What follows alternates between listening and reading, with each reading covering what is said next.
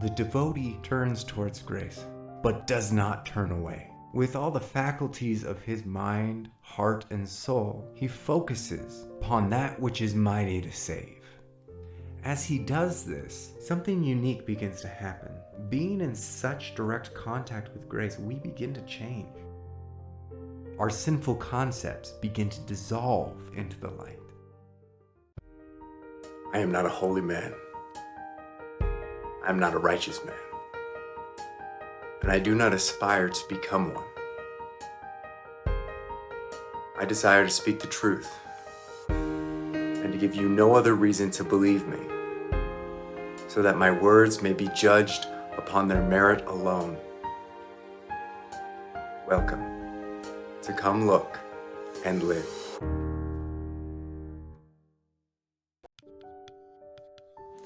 The Higher Law, animated and narrated by... So to understand the higher law, first we need to understand the lower law. In the lower law, we keep commandments or guidelines set forth by God, and in return, God blesses us. This makes a lot of sense to us because it's kind of how we're raised as humans. You know, when we do what our parents want, we're praised, and when we don't do what they want, we're punished. So it's not surprising that when we hear what God has planned for us, that we imagine ourselves a future where we are perfect commandment keepers, and for that, we're rewarded with eternal life. Now, why this idea may make sense to us, it's not an accurate description of eternal life. That being said, it's tolerated for a number of reasons. One, commandments are good advice. Commandments really can help us avoid a lot of the pitfalls that come from being human, come from living in a fallen world. Number two, they teach us patience. They teach us surrender. And hopefully through that surrender, we are introduced to grace. However, like I said before, there are several problems with this model. Number one problem is eternal progression. In this commandment model, we assume that eternal happiness comes from the keeping of commandments. This is simply not the case, and I'm sure that's not been your experience. Keeping commandments is not a super fun activity. It may be a spiritual activity, and it may be highly effective, but it's not eternal peace. It isn't eternal peace to keep commandments. When we have this idea in our head of this perfect being that we're trying to strive to be like, when we get things right and are encouraged and feel like things are going well, we're happy. But when we fail and things don't seem like they're going well according to that image in our mind, we get sad and frustrated and hurt and concerned. The idea of an end goal, this moment in the future where we will be happy, is the problem.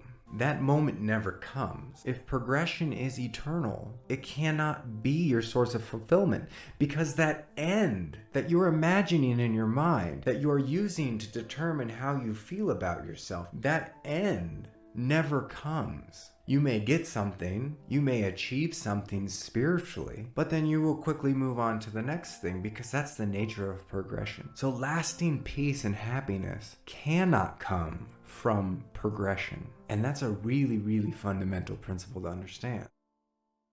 The second problem with this commandment model, it takes grace and makes it a means to an end. We have this formula that says life plus grace equals eventual perfection. In this model, grace is a means to an end. So imagine you're going about your journey on this way to eternal perfection, and then you mess up. In the commandment model, we turn towards grace. We experience grace, it frees us, we feel our forgiveness, we feel the light of God, and then we turn back towards our journey. This is fundamentally flawed, because grace is not a means to an end.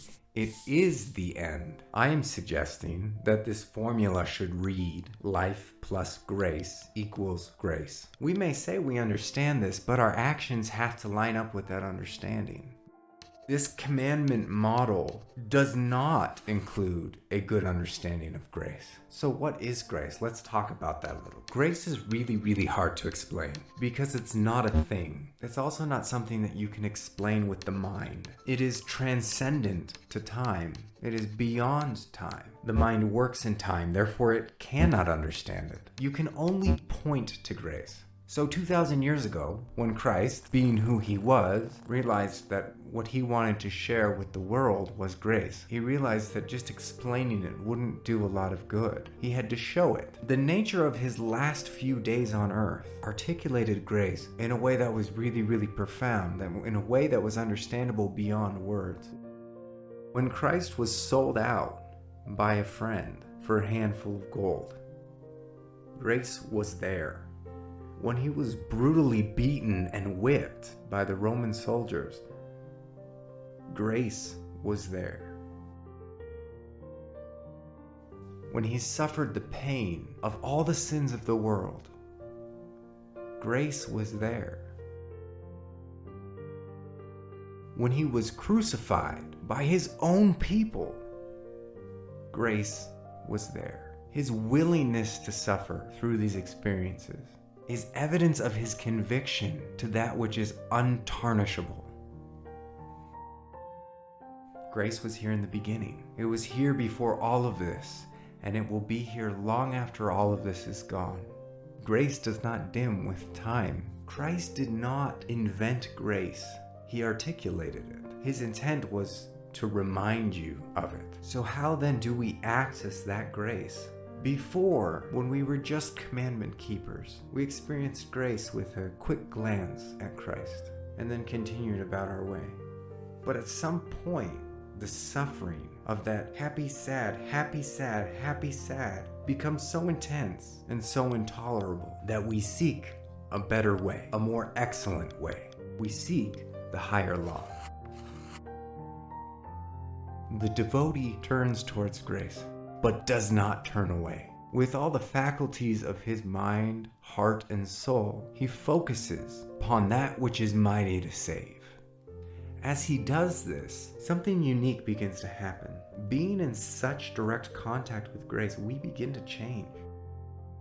Our sinful concepts begin to dissolve into the light.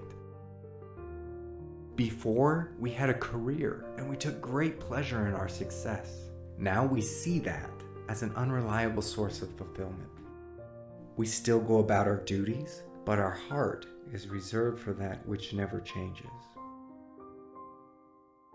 Before, a healthy body gave us a sense of peace and stability. Now we see this as an unreliable source of fulfillment. We eat well and care for our bodies, but we find our stability in that which is beyond time and death. Before, we looked to our relationships to define and fulfill us. Now, we set each other free and are fulfilled by love itself. We see all else was but a shadow of this great love. Before, we were seduced by the promises of the mind, swept away in glorious imaginations. Now, we see this as an unsustainable source of fulfillment. We let our minds prattle on about likes and dislikes, but our hearts remain in that incorruptible place, for we see that all things end save this. Here we remain, forever in the light of the unchanging. When at last it is done, when at last all is seen, what is left? Well, grace is left. God is left. And you have what we call a Christ, or God in human form.